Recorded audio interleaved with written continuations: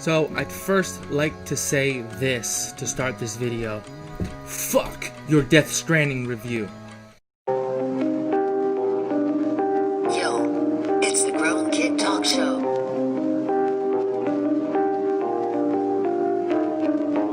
Yo, it's the Grown Kid Talk Show. Yo, Grown Kid Talk Show. Yo, it's the Grown Kid Talk Show. Now, on to the heart of the matter. As you can see, we're on IGN. IGN has given this game a 6.8. It's okay. Death Stranding delivers a fascinating world of supernatural sci-fi, but its gameplay struggles to support its weight.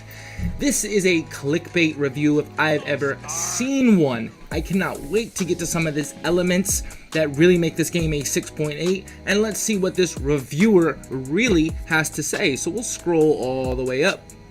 And it is by a Tristan Agalive, updated November 1st. Yes, the embargo has been lifted. All of a sudden, everyone has a Death Stranding review.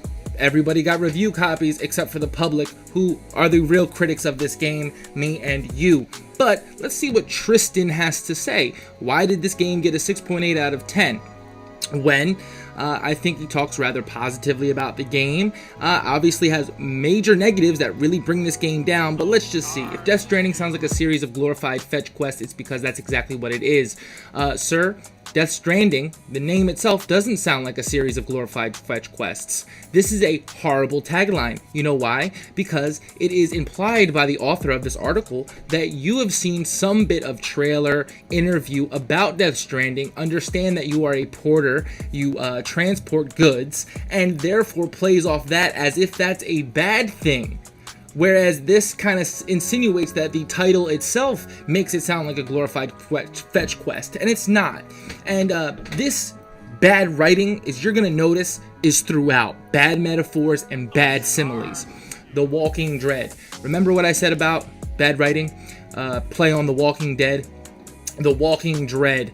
What makes the repetitive objective somewhat bearable is that the scorched landscape of Death Stranding is staggering in scale and rich in detail. Initially, he wanted to, pour over every inch of the world, but apparently it was too big for him, and the gameplay is so cumbersome that he couldn't really get into it. Why I say this is because taking Sam for a short walk up a slight hill feels more like trying to push a wheelbarrow full of bricks up a flight of stairs. Again, a bad analogy, because the game doesn't seamlessly have you press a single button and your character moves across the screen like Assassin's Creed he mentions or Spider-Man. Therefore, the gameplay is very unbearable, and it's difficult to walk around in the world. This is a gamer who does not want a difficult game, doesn't want anything innovative. He commends the innovative nature, however, he still scores the game so low. It's a clickbait review. You know it, and I know it. It'll go on to say some things about movement in Death Stranding is effectively the antithesis of the empoweringly fluid parkour of the games I just mentioned. He doesn't like the fact that you have to balance with both joysticks or the analog sticks, and you have to hold down some button inputs to actually balance on, like, say, a bridge across a gorge. He doesn't want that. He wants to press a button and skip the boss. This is this type of gamer right here writing this review. Encounters with these spectral nasties certainly ratchet up tension to survival horror levels. Again, I don't really like the writing and the sound of this. Certainly ratchet up the tension to survival horror levels. Is the game a survival horror game, or is it not? Ratchet is a really just terrible word to use here. Spectral Nasties is kind of the enemy, or so I think are the enemies. I don't really know because I haven't played the game and I don't know the direction at all, but this person seems to do. I'm gonna go right now and say this person's very pretentious, and I'm gonna say this in regards to Death Stranding is very much like the Joker. If you kept up with the Joker, you know that critics slammed the movie. However, fans and moviegoers alike praise the movie for being just super awesome. It's a trend we're starting to see. Fake critics creating a fake buzz or fake news around a product just to generate interest in their little clicks that they need so bad. This is a case of that, and I know of a few other reviewers who have come out and admitted that they wrote a bad review of a game just for the clicks. I think this person is just like them. Strand and deliver. Things do pick up, though. It takes a lot longer than I'd have liked. Roughly 10 hours in, okay, during a third chapter. Apparently, 10 hours into a game is way too long for this guy for a story to pick up the pace. I guess he wants a 6-hour campaign like the newest Call of Duty, or, he doesn't even want a campaign, he just wants Fortnite. I think there's something to be said about games having a longer disposition, 40 hours, 50 hours. I heard it was around 50 hours from Young. Yeah, another person I would like to say, go fuck your review, because nothing is spoiler free. And if you really were about the art and the love of the game, you wouldn't have said anything until the public can get their hands on it. You may have said a little something, but not a review. Not a real review anyway. Anyway, 10 hours is too long. I think that's totally ridiculous. Comes down to preference. Comes to the short-mindedness of this reviewer about how he wants his games to be paced. Apparently, 10 hours is just way too long for the story to really kick into gear. Just as Death Stranding is threatening to become consistently enjoyable, the setting shifts. So apparently he doesn't like the direction of the game itself, because when he thought the game was, oh man, this is really fun and, consistently fun, the setting shifts. So something happens in the game and he's no longer having fun, is what is implied from this type of statement. Now, again, that's personal preference. Every review will have a certain subjective element to it. However, if you're putting a review out before the public has even gotten the game, your goal should be totally objective and not as subjective as this guy right here, this trash writer for IGN. Mounting frustration. Just as Death Stranding is threatening to become a consistently enjoyable video game, though, the setting shifts and the story progress stalls once again. So he's saying here that the story stalls multiple times through the game. I believe that's probably due to the world being so big, so many things you can do, and the movement being difficult in and of itself, it being a challenge to traverse this broken, weird world. He doesn't like that. He would rather just have his skip boss button and get to the good parts of the game. The cinematic cutscenes, the one button prompt movement. This is what this guy would like. And I'm sure many of you do not want that in our AAA video game titles, and we really don't expect that from Hideo Kojima, do you? If you came into this game thinking that, then you already were wrong in your assessment of what Death Stranding is or could be. Again, I haven't gotten the game yet.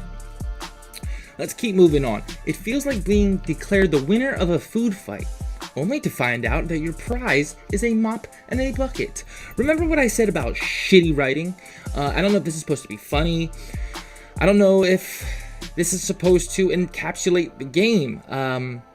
Declared the winner. So, food fight's a pretty arbitrary thing, right? Like, unless you don't get hit with any food in a food fight, and you win that food fight. Like I said, there's just holes in this analogy here that's just shitty. It's just shitty. It's true, while vehicles are impractical in the mountains, on foot traversal is gradually made easier via the additional powerful skeletons. So the movement he was complaining about, obviously there's ways to increase your movements. So I'm not sure why he's mad about that. But the Strand by me is the best part of the review, I guess, is Kojima Productions' willingness to experiment for better or worse is evident in all facets of Death Stranding, and his boldness is commendable. So he's praising the fact that they're taking a chance on making a game that's completely different from the rest of the field in gaming, yet that doesn't reflect in his overall score. Weird. Very, very weird. A stretch of road I'd built some 20 hours earlier sprouted into a lengthy highway, all thanks to the persistence of others. This is one of the beauties of this game. So apparently everyone who got their review copy, they participated in the Strand system, and that Strand system is able to have players change a world. That's one of the beauties of this game, that it's not some bullshit Bethesda, it's not how you launch, it's how you finish. No, this game is actually supposed to take some changes in the world itself, based on the community of players. So 3 months, 6 months in, the game might change, or will change, hopefully change, due to this system, and that's really cool. So he mentions this here, and that's a highlight of the game. However, Do you think that all the people with review copies are going to be able to fathom what a real community on launch day and 3 months later after launch, what they're really going to do with this Strand system? What's actually going to happen when players like me and you get a hold and can do these type of social Strand things? Do you really think that this encapsulates all of what that system has to offer? It doesn't. And he doesn't really go on to say that that this is actually a little short-sighted in terms of how grand this Strand system is. He doesn't actually say that. It's just shitty. I'm still stranding, and yet despite all my gripes, I still found myself being pulled, albeit slowly, towards Death Stranding's story climax. That's mostly due to the sense of nobility that comes from rebuilding a fractured America. So he likes the story enough to keep going back to it, only because it has to do with America. What? That's why you like the story, dude? You couldn't just say, I actually really like the story. You know why he doesn't say this? Because he was sustained by consistently sublime artistry and ingenuity. I think that is the epitome of his review, that he enjoyed that the most of the game. The gameplay made him struggle because it's difficult from what I gathered from the review. Therefore, he didn't like it. He doesn't like the fact that he had to spend 10 hours before something in the story happened, which is totally subjective and not even objective.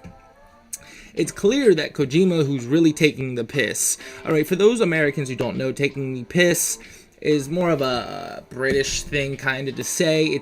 It's pulling a gag. It's more of a poking fun type of phrase. Now, critics, there's two ways you can go with AAA titles as a critic. You can either give it the score it deserves, which is probably a higher score, or you can totally bash the game and give it a low score for clickbait. There's usually never an in-between, and the caveat to this is that when a game knows it's good, critics don't necessarily like that. So they'll try to knock it. And Kojima clearly knows the game is good. The whole public knows the game is good. Yet for some reason, IGN rates it barely average. Barely. Just okay. Let's keep going here. The verdict. Certain landmark games in recent years like The Legend of Zelda Breath of the Wild and Red Dead Redemption 2 have managed to successfully tread the line between the rigidity of realism and the exhilaration of pure escapism. But much like its stumbling protagonist, Death Stranding just can't consistently get the balance right despite possessing equally lofty ambitions and countless initiative ideas. This is what I was saying about critics don't like the fact that Kojima knows he has a good product, knows he's a smart guy, knows he's doing something different. They don't like that. And let me tell you why this comparison is shitty. Because Zelda Breath of the Wild and Red Dead Redemption 2 are franchises. They are already built on something else. This is a standalone game, and reviewers seem to struggle with standalone games in terms of giving it its credit and comparing it to something else. Comparing Death Stranding to Zelda or Red Dead is just a bad analogy due to the fact that it's not a franchise yet. Who knows? I don't know. I'm just saying that it's a bad comparison. If you can understand what I'm saying. And it's only that bad because it's stumbling protagonist. This guy uses a lot of puns on terms of taking the piss, because you can piss in Death Stranding. Stumbling, you're a porter, you transport things. He does a lot of that. I think he thinks he's being creative. He's not. And the realism and exhilaration. So while Red Dead Redemption 2 is very realistic, Zelda is escapism. So apparently Death Stranding doesn't exactly find a line in between either one of those. So why not find a new word to describe it? Maybe it's not realism and maybe it's not escapism. Maybe it's something different. I don't totally know because I haven't played the game. And what I was saying about the shitty writing is gameplay struggles to support its weight. Get it? Because he carries stuff and it weighs a certain amount on your backpack. Fuck this guy and fuck IGN for putting out this trash review. I'm really disappointed, and it's not just IGN I'm disappointed with. We're gonna get to a few others that I'm really disappointed even further with. Some of these reviewers got review copies, and just spoiling the game sucks. 6.8. You must be kidding me. Yo, it's the Grown Kid Talk Show.